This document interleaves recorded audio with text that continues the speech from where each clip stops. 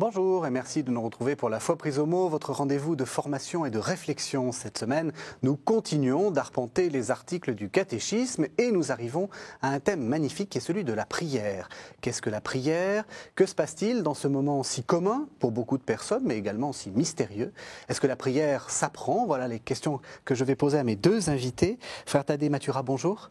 Bonjour. Vous êtes franciscain et vous êtes l'auteur de nombreux ouvrages de spiritualité et puis vous avez aussi beaucoup écrit sur François, ça va d'ailleurs de pair, la spiritualité et Saint François. Et Père Dominique Salin, bonjour. Bonjour. Vous êtes jésuite et vous êtes également professeur de spiritualité, ça tombe bien, au Centre Sèvres. Alors, pour commencer cette émission sur la prière, je vais vous poser une question qui est naïve, mais qui en fait est peut-être la plus difficile de l'émission. D'habitude, on va à l'envers, mais bon, on va faire comme ça. C'est quelle définition vous pourriez me donner de la prière, frère Thaddée? Et j'ai beaucoup pensé à cela. J'ai regardé d'abord le dictionnaire Robert, qui dit d'une façon extrêmement intéressante, prier, la première signification du mot prier en français est religieux, c'est-à-dire s'adresser à un être surnaturel qui est Dieu ou élever son être vers Dieu. Et la signification disait être adressé de demande, c'est secondaire. Cela n'est venu qu'après. Le mot prier, dans son premier sens, ça veut dire s'adresser à cet être mystérieux que nous appelons Dieu. Et je crois que ça répond un petit peu, d'une certaine façon, à la question fondamentale, qu'est-ce que cela veut dire prier pour un croyant chrétien, parce que nous sommes un peu dans ce contexte. Cela veut dire se tourner d'une certaine façon vers cet être que nous appelons Dieu, qui dans la révélation nous est présenté comme Père, Fils, Esprit, qui se fait chair, qui est mort, ressuscité. Et donc, prier veut dire essayer pour un être humain d'entrer en contact avec cet être mystérieux ou cette personne mystérieuse que nous appelons Dieu. Oui, mais en même temps, là, vous nous avez sorti des articles du catéchisme, donc c'est déjà un acte de foi. Il faut déjà savoir que c'est Dieu. C'est ça. Donc, cela suppose, c'est pour ça que pour moi, la prière, c'est la manifestation la plus explicite pour un croyant de sa foi. Parce qu'on ne peut s'adresser à cet être si on n'a pas au moins une certaine conviction, un certain désir de ce Dieu. D'ailleurs, je remarque qu'à chaque Eucharistie, à un moment donné, on nous invite, élevons notre cœur et nous répondons, ils sont tournés vers le Seigneur. Et cela me oriente aussi un petit peu vers Saint Augustin. Donc, j'ai beaucoup aimé un de ses grands textes sur la prière, une lettre qu'il a adressée à une dame appelée Proba, où il dit « Prier, c'est désirer Dieu ». Chaque fois que l'être humain désire cette réalité que nous appelons Dieu, et tout ce que cela implique pour lui comme bonheur, comme vie, c'est la prière. C'est donc cette première approche, enfin de mon point de vue, qui est quelque chose de fondamental. Et pour moi, ça rejoint très bien aussi la question de l'année de la foi. Parce que moi, je dirais que la prière, c'est le battement du cœur de la foi chrétienne. Et ceux qui, d'une façon explicite, à un moment ou l'autre de leur journée ou de leur existence, font ce mouvement très mystérieux de se tourner vers Dieu, de le désirer, de le chercher, entrent dans un état de prière. Est-ce que vous êtes d'accord, Père Salin? Bien sûr. Bien sûr. Bien sûr, mais peut-être me situerai-je d'emblée à un niveau beaucoup plus général que celui de l'acte de foi. Je crois que la prière est une réalité très humaine d'abord, avant d'être une réalité de foi. La prière, c'est un cri qui tend au silence. Ça commence par être un cri, au secours. Et ça, il n'y a pas besoin d'être chrétien pour crier au secours. C'est la première... Tout homme qui est dans une situation critique appelle, comme dit le Père Thaddée, quelqu'un qui ne connaît pas nécessairement une force supérieure, au secours. La prière, c'est un cri. Alors ça peut être un cri d'angoisse, un cri d'appel au secours, ça peut être un cri de louange, un cri d'admiration, un cri de reconnaissance, c'est un cri. Mais au fond, quand je pense à tous les les priants du monde et à toutes les traditions spirituelles du monde, y compris la chrétienne, toutes disent qu'au fond, la prière s'achève et trouve son accomplissement en quelque sorte dans le silence. Prier, c'est se taire. C'est écouter le silence fondamental du monde et le silence de Dieu. Et alors, entre ces deux pôles, entre le cri spontané et le silence, qui est la prière un peu organisée, la prière préméditée, j'allais dire, il y a toute la gamme. Vous avez la prière vocale, la prière articulée, la prière qu'on a apprise de papa et maman, la prière qu'on a apprise au catéchisme, et puis il y a les prières qu'on invente soi-même, les petits discours qu'on se tient à soi-même, et puis plus on avance dans la pratique de la prière, une prière plus systématique, eh bien on se rend compte qu'au fond l'essentiel c'est de se taire, parce qu'il s'agit de laisser Dieu parler, parce que Dieu seul parle bien de Dieu, comme dit Pascal, et puis parce qu'il s'agit d'écouter. Écoutez-le. On essaye d'écouter le Christ quand on est chrétien. Donc il y a toute cette gamme, je crois, et on peut l'explorer, on peut la parcourir. On va l'explorer, absolument, on va l'explorer. Vous êtes d'accord ? Oui, et je suis d'accord même avec cette insistance sur le silence, d'autant plus que justement cette réalité centrale qui fait qu'il y a prière, parce qu'on peut penser à Dieu, on peut réfléchir, on peut discuter, on peut faire même sans être croyant, tout ça, mais dans la prière, d'ailleurs ce texte même du dictionnaire dit c'est s'adresser, et comme vous disiez, ça peut être un cri, mais ça peut être un cri divers, et en général c'est d'abord un certain cri, disons, de découverte de cette réalité, mais qui nous échappe toujours. Alors finalement, c'est le silence qui convient à cela. C'est-à-dire que nous ne rejoignons jamais d'une façon expérimentale, empirique, quelque chose du mystère de Dieu. Ça nous échappe toujours.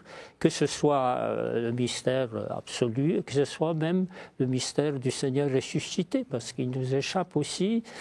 Et ce n'est pas seulement l'imagination ou des images que nous avons que nous rejoignons, mais il y a toujours au-delà de ces images nécessaires, c'est quelque chose qui nous échappe. Et comme vous dites, la dernière attitude, c'est un certain silence, mais une entente. Oui. Alors, lorsqu'on dit ça, moi, on le dit souvent, il faut écouter, mais on écoute quoi ? Je veux dire, est-ce que c'est un dialogue ou est-ce que c'est un monologue, la prière ? Parce que ça commence par un monologue quand même. On est là en train de tourner en rond avec soi-même. Et puis, à quel moment ça parle ? C'est-à-dire, dès que nous nous situons, parce qu'il y a, ce que je disais, c'est plutôt à partir de l'être humain. Mais cependant, cette réalité que nous essayons de contacter, elle s'est manifestée, elle nous a parlé. Donc oui. Il y a la parole de Dieu. Et nous croyons que ce Dieu nous a parlé. Ces paroles ont été conservées dans l'Écriture, dans la tradition. Il nous a parlé en Jésus de Nazareth, qui est son Fils, et dont nous avons le discours et toute la mémoire.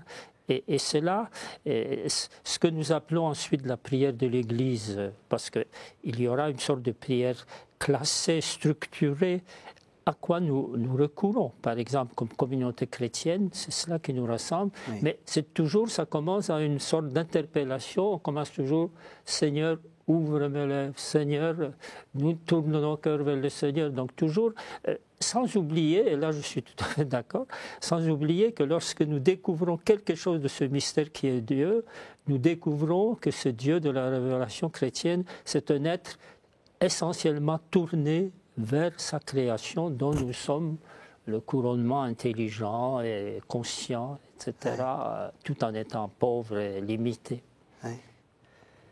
Oui, c'est une grande ça dialogue question. ou ça monologue ? C'est la question qu'on ne manque pas de se poser, non pas celui ou celle qui prie un peu naturellement, comme il respire, comme par exemple, je sais pas, Bernadette Soubirous, par exemple. Pour elle, je ne crois pas que c'était un problème. Pour beaucoup de gens, ce n'est pas un problème.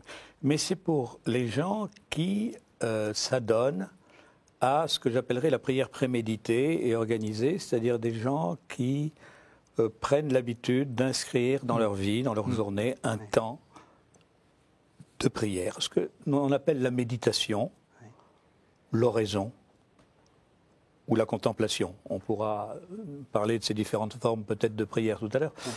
Mais je crois que quiconque entre comme ça dans un processus de de silence et cherche le contact avec Dieu, pour employer les mots les plus couramment utilisés, ne manque pas de se poser cette question. Au fond, est-ce que je ne fais pas de l'autosuggestion, tout ça? Oui. Est-ce que je ne me fais pas les questions et les réponses? Oui, oui. Et puis, vous savez, mon père, quand je parle, là, depuis des mois, j'ai l'impression de me trouver devant un mur. Oui. Thérèse de Lisieux a admirablement décrit cela. Oui. Elle a connu ça, cette forme de prière. 12 mois, dans les 16 derniers mois de sa vie, après la fameuse Pâques, où elle a découvert qu'elle était phtisique, elle est entrée dans ce qu'elle appelle son épreuve de foi, et elle dit à l'oraison, c'est terrible, j'ai l'impression d'être devant un mur, dans un tunnel, dans le brouillard.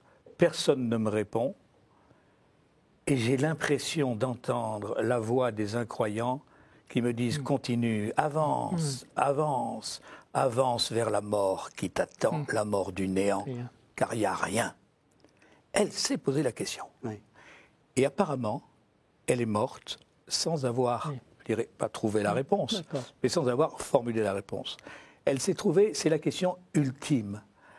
Alors, pour en rester à un niveau qui est beaucoup plus commun, nous ne sommes pas tous Bernadette, Thérèse de Lisieux.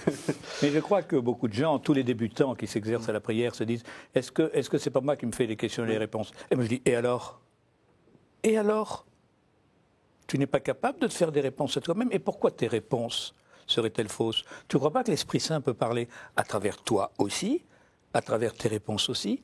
Cesse peut-être d'avoir une conception magique de la prière et de croire que tu vas comme ça entendre une voix extérieure à toi ou bien une lumière comme ça qui va arriver. Dieu te parle à travers ce que tu es, à travers tes sentiments, tes joies, tes tristesses, tes aspirations, tes déceptions, tes colères, tes incompréhensions, tes scandales. Laisse-les résonner en toi. Et puis, réfléchis.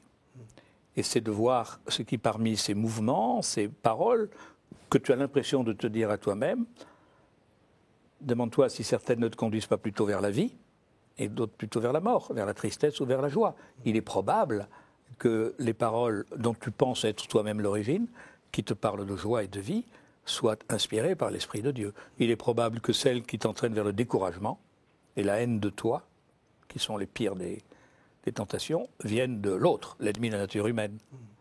Mais je crois que oui, d'une certaine façon, on peut toujours considérer la prière comme un dialogue dans lequel on se fait, d'une certaine façon, les questions et les réponses. Mais à partir d'un certain temps, et je crois que c'est ce que faisait Thérèse, on se tait.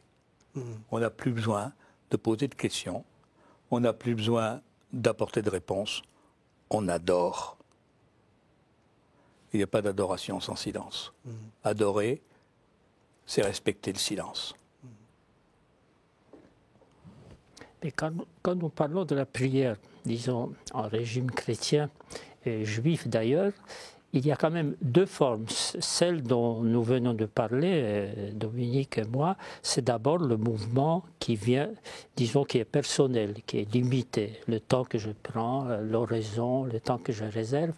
Et il ne faut pas oublier que la première zone la plus importante, c'est ce qu'on appelle la prière de l'Église, et qui est une sorte de prière offerte, où il y a des textes où des grands priants de plusieurs siècles, voire millénaires avant l'ère chrétienne, ont parlé déjà, et dans laquelle nous entrons.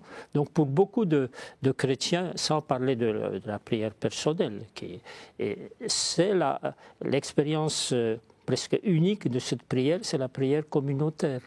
Et alors là, nous sommes aussi en face du même problème, parce que, ou bien sûr, nous pouvons entrer assez facilement dans ce texte, le chanter, le reprendre, mais est-ce que nous sommes dedans? Est-ce que vraiment, quand j'ai dit « Seigneur, ouvre mes lèvres », est-ce que je pense vraiment un peu à Dieu? Ou quelquefois, il peut arriver que pendant une heure, j'aurais chanté, j'ai prié, je célébrais, et je disais des paroles, mais où étais-je? Est-ce que mon cœur était vraiment attentif? Ou peut-être alors attentif à ce que vous disiez tout à l'heure, parce que souvent, ça nous dépasse.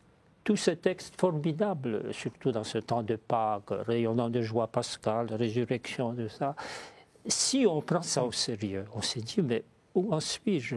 Donc vous voyez, nous entrons un peu dans cette expérience dont vous avez tout à l'heure parlé, c'est-à-dire une sorte d'écart entre ce qui est dit, ce qui est proposé et dans quoi nous entrons, même si nous mettons des nuances, nous disons que c'est des images, c'est des approches, c'est pas tout à fait la réalité. Derrière, il y a une réalité, mais cette réalité, je la rejoins très peu.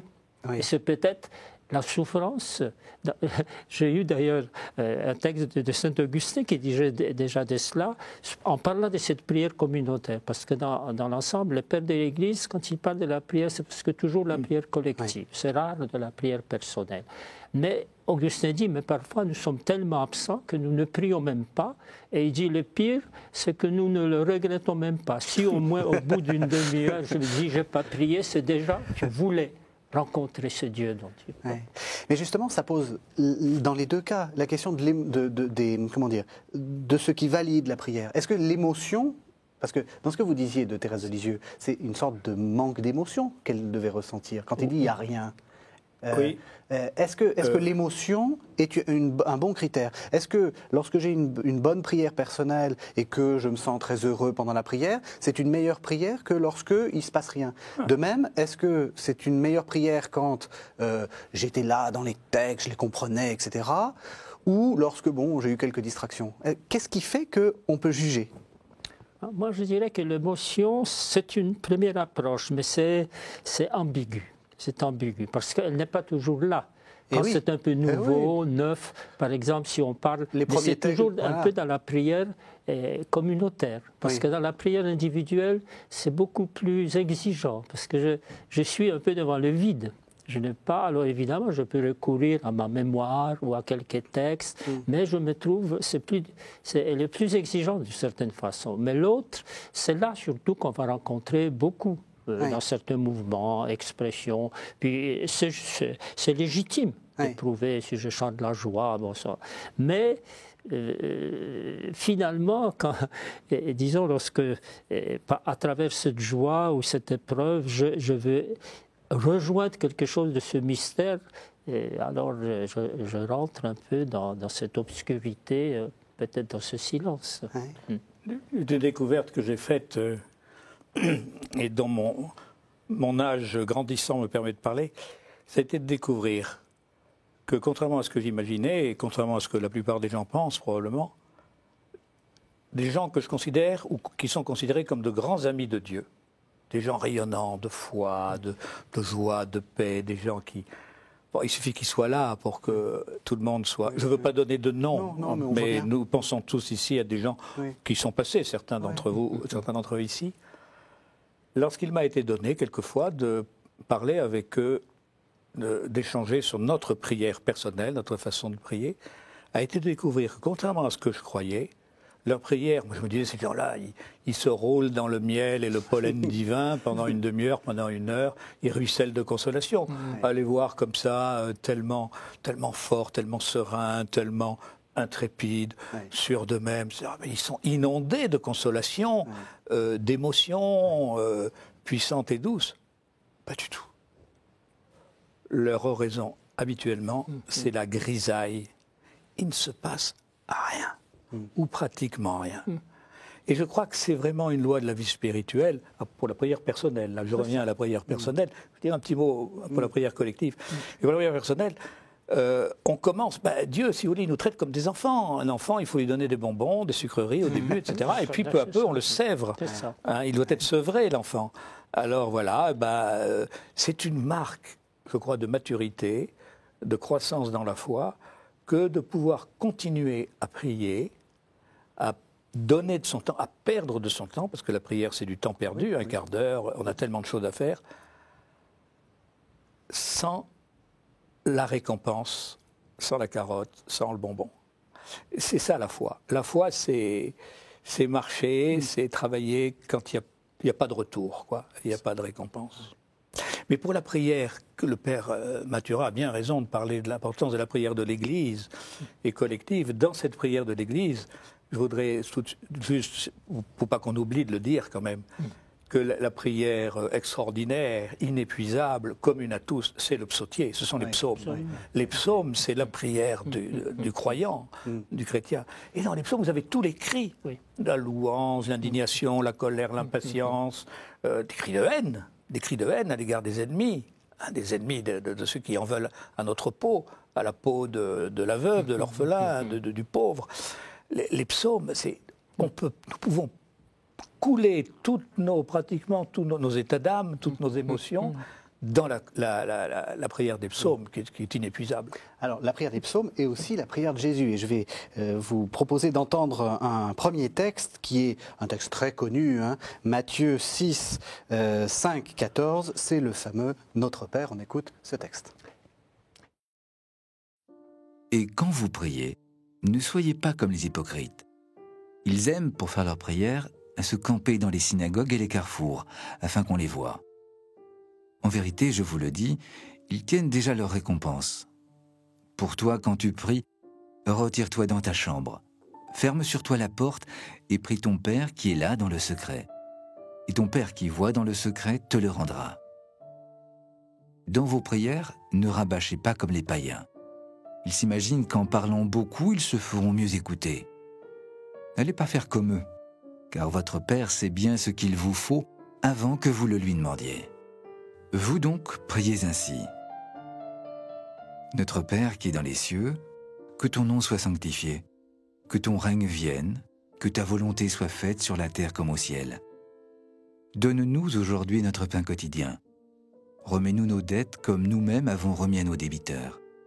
Et ne nous soumets pas à la tentation, mais délivre-nous du mauvais. Oui, si vous remettez aux hommes leurs manquements, votre Père céleste vous remettra aussi. Mais si vous ne remettez pas aux hommes, votre Père non plus ne vous remettra pas vos manquements. Alors, frère Thaddée, en écoutant ce Notre Père, vous disiez quelque chose d'intéressant, hors antenne, si j'ose dire. Vous disiez, mais c'est frappant parce qu'il n'y a pas que de la demande là-dedans. C'est vrai, notre Père se présente comme une demande, mais la première partie de notre part, de la prière, ce n'est pas une demande pour nous. Disons, on pourrait dire que nous souhaitons que Dieu réussisse, que ton nom soit sanctifié, que ton règne arrive, que ta volonté soit faite. Donc nous souhaitons que Dieu réussisse. Et ça nous pousse ensuite justement à nous demander quel est ce règne, quelle est cette volonté. Et alors c'est quelque chose d'énorme. Et seulement dans la deuxième partie qu'il y a quelque chose pour nous. Et alors, Dieu, évidemment, on confesse que Dieu est extrêmement bon parce qu'il nous donne le pain de chaque jour, et parce qu'il nous permet, il connaît nos fragilités, il peut nous délivrer du mal, donc il y a quelque chose de... Mais en même temps, vous voyez, dans le nôtre, chez Matthieu, le texte, notre Père est précédé. Évitez les bavardages, ne parlez pas trop, comme les païens, ne vous imaginez pas. Et je me demande très souvent, puisque cette prière de notre Père est dite 3-4 fois dans l'office liturgique de l'Église, et puis combien de fois nous ne sommes pas présents dans cette prière. Nous la disons de nos lèvres, comme mais un bavardage. Est-ce que vous diriez qu'une prière de demande est, alors je mets d'énormes guillemets, a moins de valeur qu'une prière de louange à Dieu?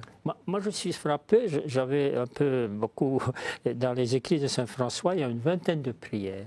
Et pratiquement aucune n'a une prière de demande. C'est des prières d'émerveillement, de stupéfaction ou de louange. Et puis, comme Dominique le disait tout à l'heure, dans le psautier, c'est vrai, il y a des cris, il y a des choses très dures, etc. Mais il y a beaucoup de choses de louange, d'émerveillement aussi. Donc finalement, d'ailleurs, ça serait quelque chose de terrible si, c'est ce qui arrive d'ailleurs à beaucoup de gens. Quand les choses vont bien, on n'y pense jamais, mais quand ça ne va pas, même ceux qui ne sont pas très croyants vont recourir à une demande pensant qu'ils ont un exode, c'est pas condamnable. Mais Dieu, ce n'est pas d'abord, disons, quelqu'un à qui on demande, mais d'abord, si on découvre quelque chose de ce qu'il est, en lui-même et pour nous, c'est d'abord l'émerveillement, la stupéfaction, la louange, l'action de grâce. D'autant plus que je me dis, quand nous serons dans ce règne de Dieu qui viendra, nous ne demanderons plus rien. Nous demandons dans notre situation actuelle, parce que nous sommes des êtres inachevés, ça ne va pas bien, nous sommes incomplets, nous ne sommes pas suffisants, et nous pouvons recourir même pour des choses très simples. Mais finalement, sans oublier que Dieu, ce n'est pas d'abord intéressant quand il peut nous donner quelque chose ou répondre à nos besoins immédiats, mais en lui-même déjà. Vous êtes d'accord? Est-ce qu'on peut faire des hiérarchies dans la prière? Moi, je ne crois pas. Je crois que toute prière, fondamentalement, est une forme de demande. Pourquoi? Parce que qu'est-ce qui est à la racine de toute prière? Le cri, la prière articulée. À la racine de la vie, c'est le désir.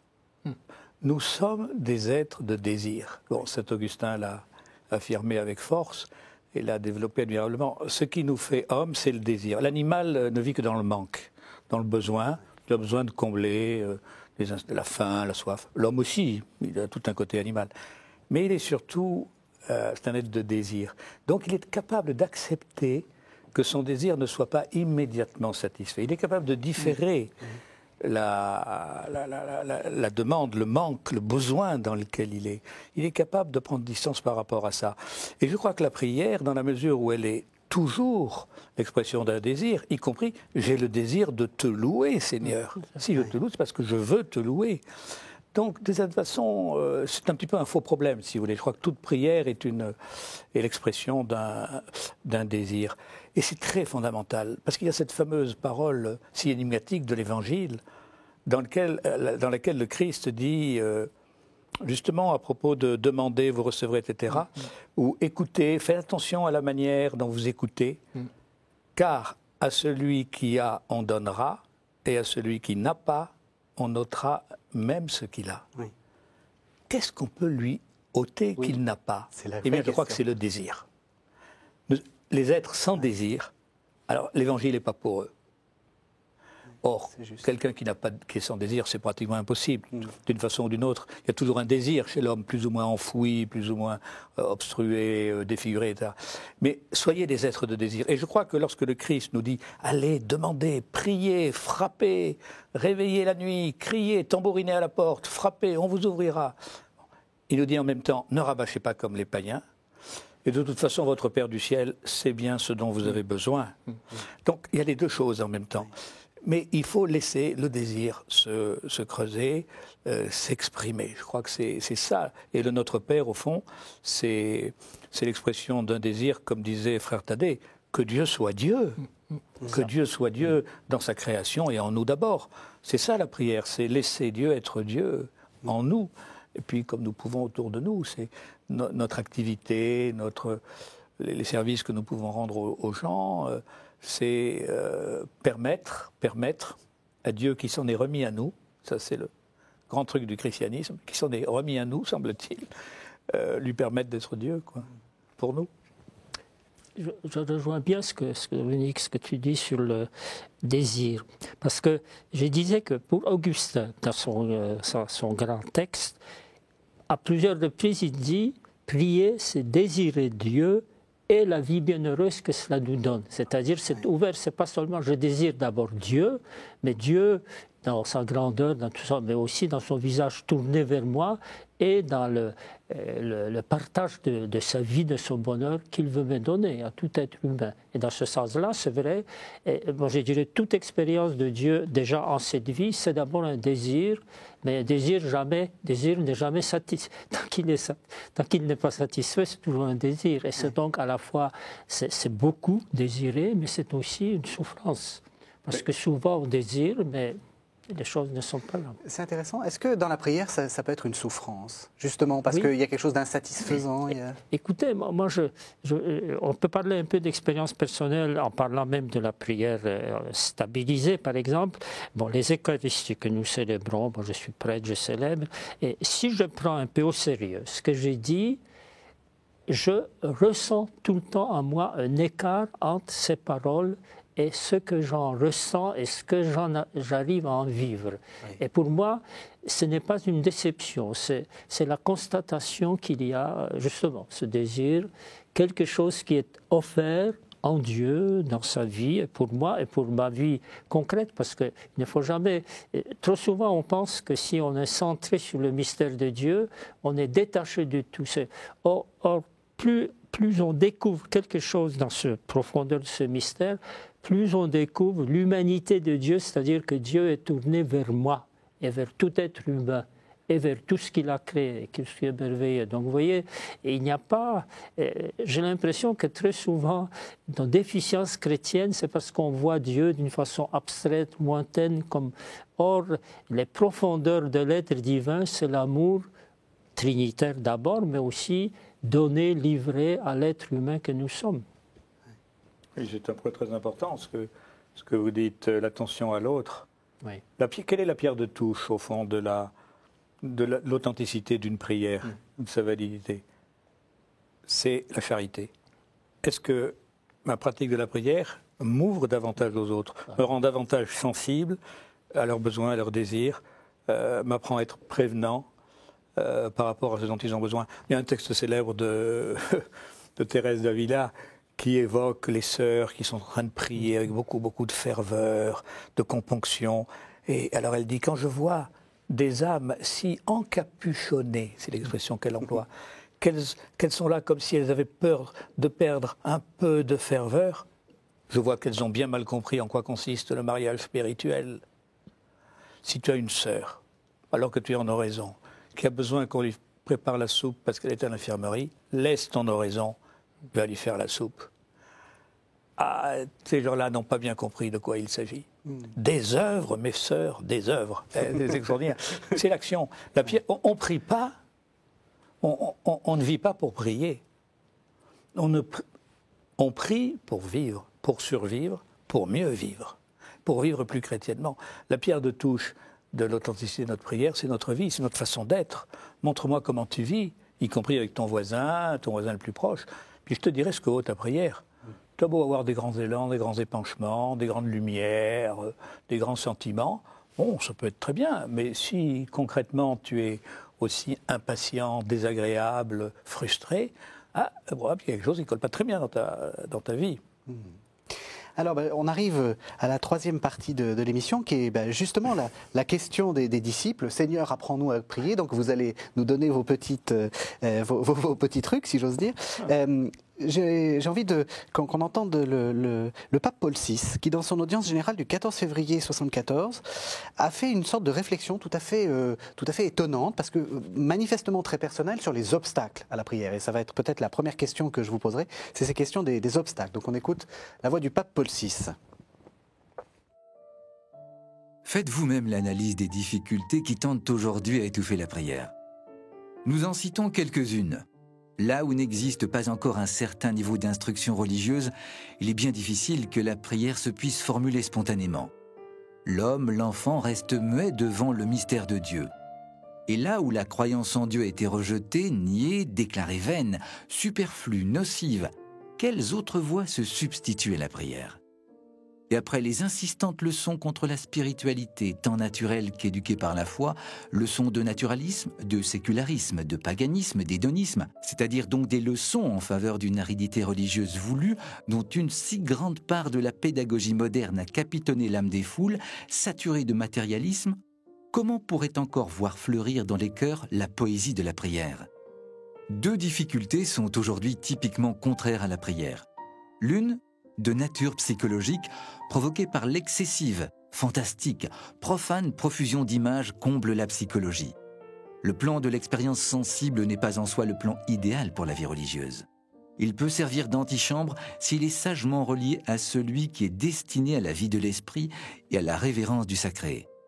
L'autre difficulté est l'orgueil de l'homme qui progresse sur les voies de la science et de la technique, merveilleuses elles aussi, mais chargées de l'illusion de l'autosuffisance. Or, la prière est un acte d'humilité qui exige une sagesse supérieure, mais facile, pour trouver sa justification logique et sa magnifique apologie. Alors, qu'est-ce que vous pensez de ces quelques difficultés. Il y en a sans doute beaucoup plus, mais la difficulté des images, du monde des images, la difficulté de l'orgueil. Est-ce que pour vous, c'est des difficultés le pape écrit en 74, hein, ça fait bientôt 40 ans. Est-ce que ça a encore du sens? Je pense bien.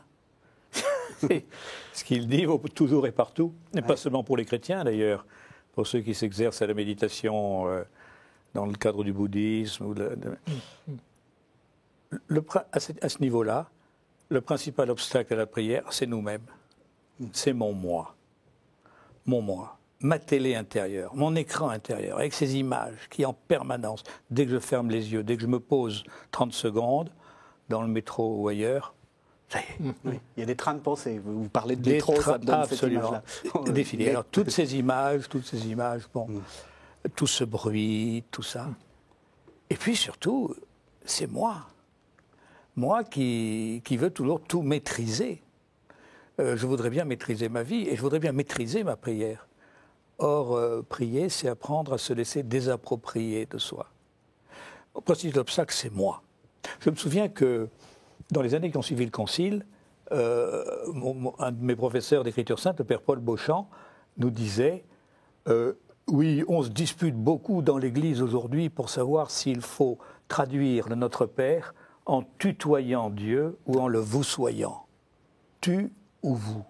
C'est un faux problème. Parce que quand on prie, on dit toujours « je ». Je crois que c'est magnifique. De toute façon, prier, au fond, c'est apprendre à passer du « je » au « tu ». Voilà. Bon, ça peut être une première façon de répondre aux principaux obstacles, globalement. Le principal obstacle, c'est mon ego, c'est mon moi, avec ses frustrations, ses désirs plus ou moins trompeurs, etc. Il faut apprendre à prendre distance par rapport à tout ça. Vous êtes d'accord, frère Thaddée? Parce que c'est pas un mystère, vous n'êtes plus si jeune que ça, et au bout de tant d'années de prière, est-ce que le moi est encore important? Bien, écoutez, le problème, c'est qu'au niveau, il y a donc ce qu'on peut appeler l'espace de prière communautaire qui, pour nous, etc., c'est très important. Et puis, il y a l'espace de la prière personnelle où je ne dépends plus d'un texte ou d'une chose. Mais, alors, dans le premier cas, la difficulté, c'est d'en rester à l'extérieur. Et d'ailleurs, c'est exigé parce qu'il faut chanter, il faut dire des paroles. Mais très souvent, et comme disait déjà le prophète Isaïe, ce peuple m'honore des lèvres, mais leur cœur n'est pas là. Et donc c'est ça. Et comme disait Dominique, je ne pense à rien, ou bien, vous savez, mon imagination, mon imaginaire fonctionne. C'est quelque chose qui ne dépend pas directement de moi, et je ne puis pas le régler immédiatement. Donc c'est une première difficulté de ne pas être présent. Mais même après une vie de prière, vous êtes encore encombré? Ah oui, toujours. Non, parce que c'est...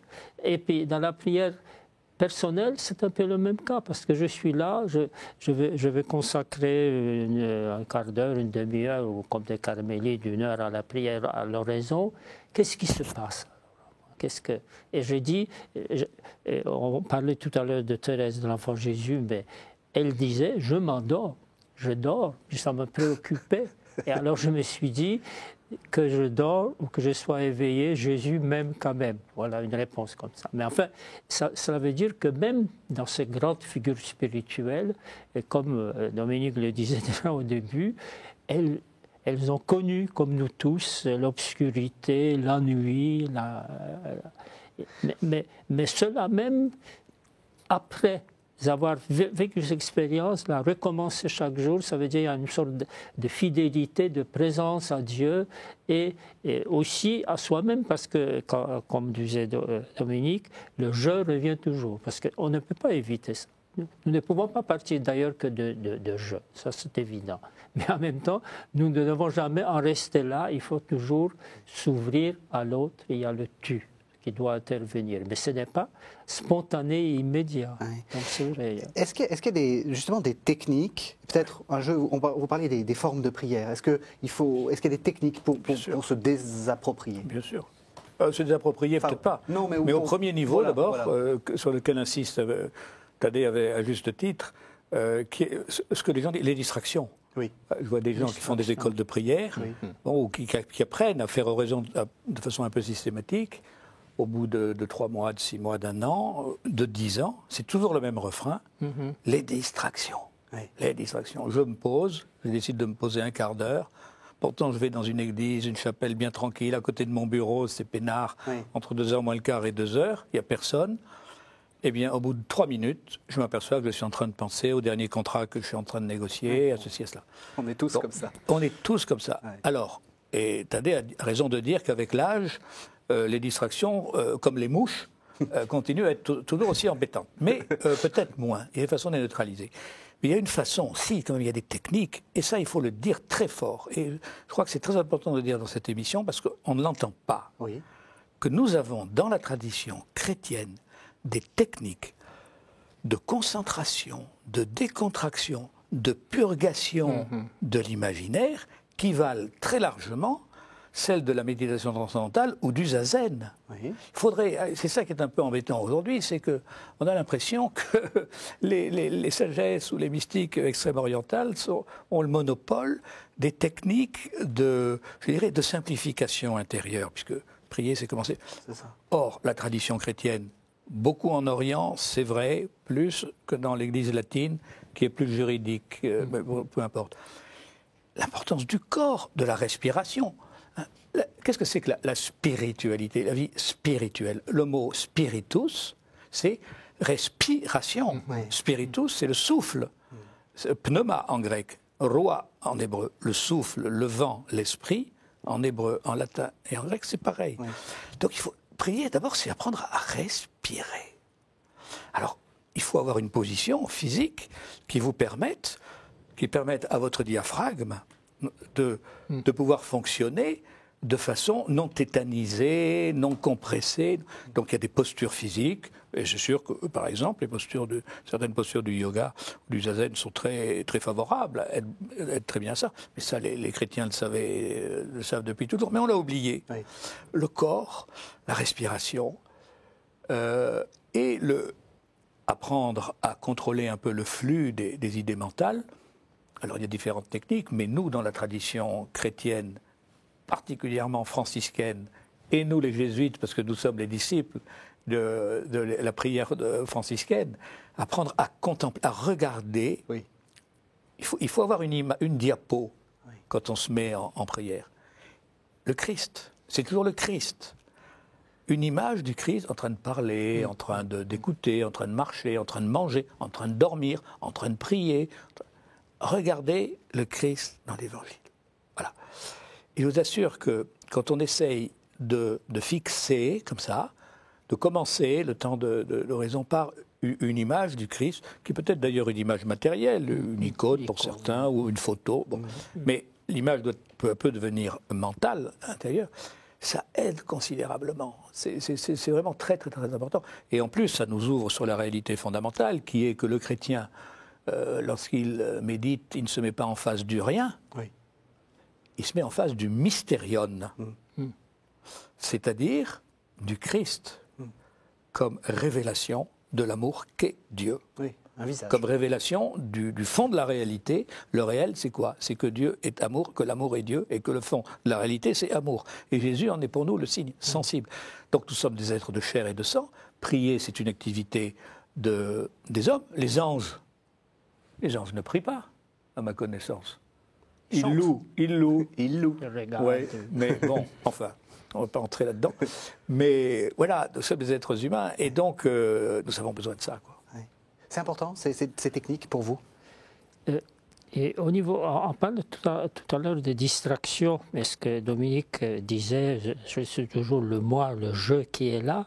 Je pense qu'il y a aussi, et sans parler de ces approches plus techniques comme ça, une sorte de mouvement en nous, c'est-à-dire tout ce qui nous préoccupe et qui fonctionne dans notre imaginaire, soit pendant la prière collective, soit pendant la prière personnelle, c'est bien d'en prendre conscience et de se situer peut-être avec cela devant Dieu. Quelqu'un disait d'une façon un peu plaisante, les distractions, c'est le thème de méditation que Dieu nous propose. Très paradoxal. Ça veut dire ce qui me préoccupe, ce qui vient souvent.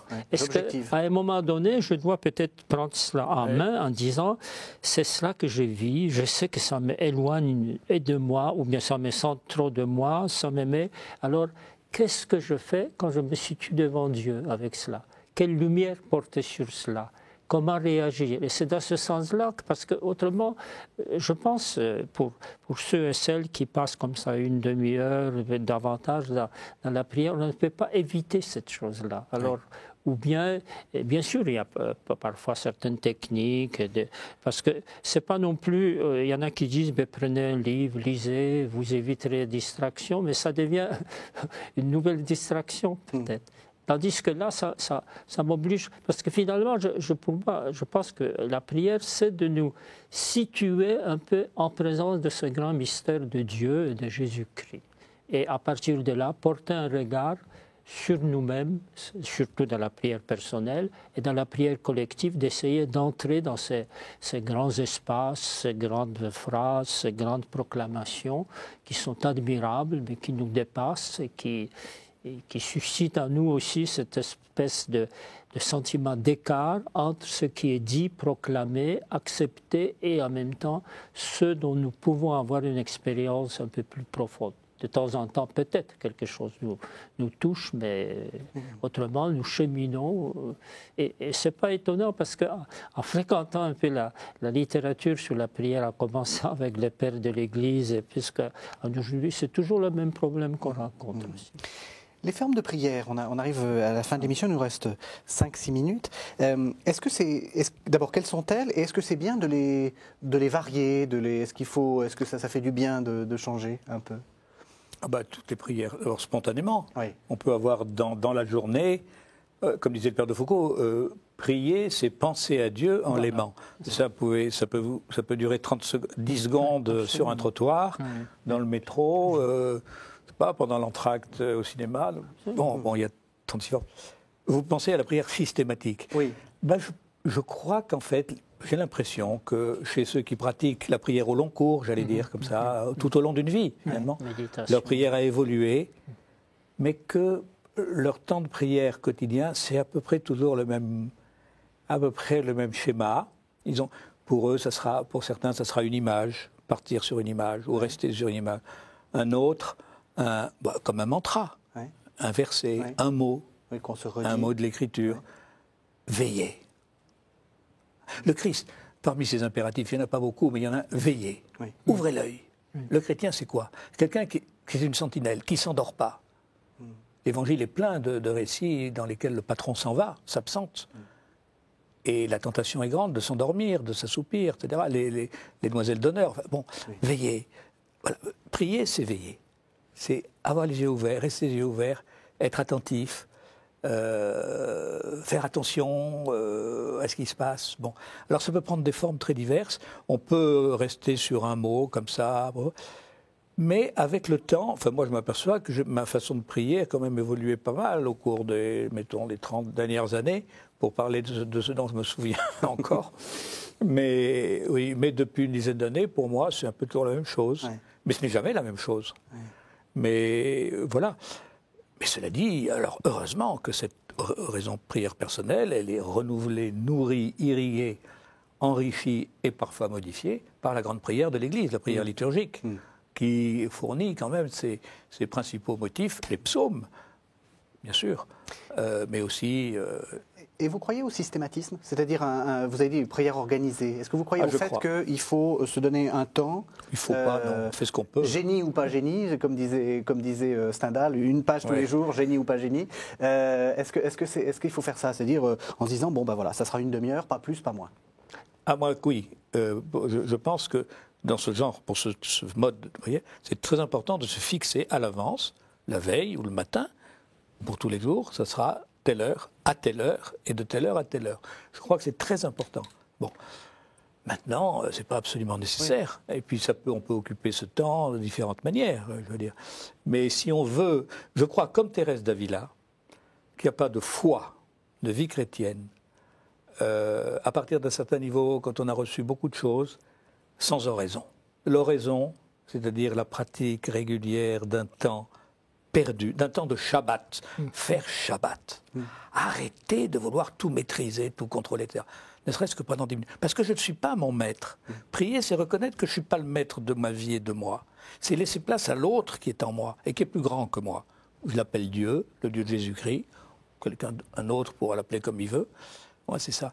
Donc, faire Shabbat, savoir perdre du temps, c'est très important, je crois, d'avoir cette forme-là de prière, de dessaisissement de soi. Sans oublier, déjà Dominique y a fait allusion à cela, cette recommandation du Seigneur qu'il faut toujours prier et que Paul reprend constamment. Prier sans cesse, et puis donc Jésus en prière. Mais Dominique, il faisait allusion tout à l'heure, c'est-à-dire finalement, dans la mesure où dans la vie d'un croyant, il y a cette présence de Dieu, c'est constamment possible, en dehors de n'importe quelle situation. Et quand cela n'existe presque jamais, c'est très difficile ensuite de recourir à des grands moments de prière. Il faut donc qu'il y ait en nous une sorte de désir permanent de ce mystère divin, et c'est cela qui nous fait entrer en contact, souvent justement dans des situations tout à fait inattendues, à n'importe quel. Et c'est cela, les auteurs spirituels anciens surtout m'ont parlé beaucoup de cela. C'est-à-dire, quand Augustin dit, quand tu désires Dieu, tu pries. Et quand tu ne le désires pas, ben, tu ne pries pas. D'accord, donc tout en prière est bon à prendre. On dit une prière continuelle, alors ce n'est pas une prière où on réserve des heures et des heures, mais c'est tout simplement que quelque chose en nous se tourne de temps en temps vers ce mystère que nous appelons Dieu. Eh bien, ce sera le mot de la fin. Je vous propose je vous conseille quelques livres pour vous retrouver. Alors, Thaddée Mathura, vous avez écrit de nombreux livres, mais je prends que les deux derniers. Vous avez écrit un livre sur François d'Assise, François, héritage et héritier, qui est paru au Cerf. Et puis, un livre qui a un titre magnifique, Une absence ardente, qui est également paru au Cerf. Dominique Salin, vous avez surtout édité des livres de grands spirituels, alors du père Louis Lallemand, La doctrine spirituelle, qui est paru chez DDB, et puis L'abandon à la providence divine, et là, je ne sais plus de qui c'est. Autrefois attribué au père Jean-Pierre de Caussade. Voilà. On ne sait pas qui l'a écrit, mais c'est magnifique. Eh ben, excellent conseil, là aussi aux éditions DDB. Merci vraiment de nous avoir fait découvrir votre expérience de la prière. Merci de nous avoir suivis. Vous pouvez retrouver cette émission sur www.ktotv.com. Merci à tous les deux. Merci de nous avoir suivis.